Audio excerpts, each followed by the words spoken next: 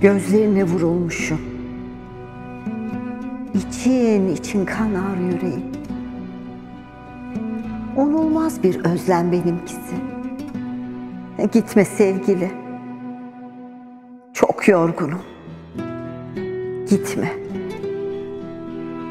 Gitme bu gece. Kal. Kal benimle.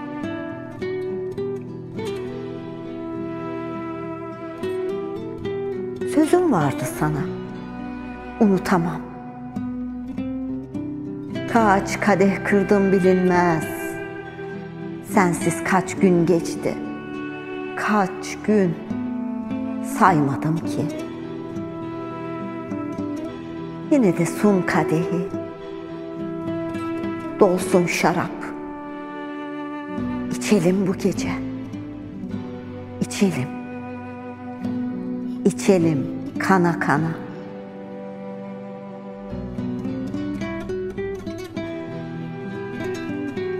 Sensizliği anlatma bana. Yüreğime özlem düşmesin. Göz bebeklerimde sarmaladığım kirpiklerimin gizli durağı. Tutkulu yarınlarımsın. Tutkulu yarınlarım.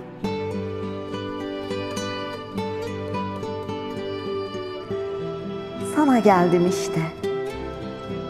Sana geldim bu gece. İki gözüm nar çiçeği.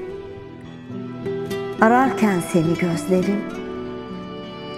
Çatlamış dudaklarım durmaz. Durmaz işte. Sayıklar adını. Sayıklar.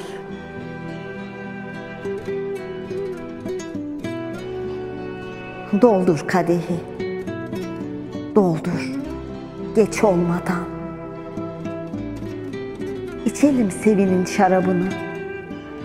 İçelim. Umut yüreğimize sarılsın sevgili. Umut yüreğimize sarılsın. Vurulmuşum sana.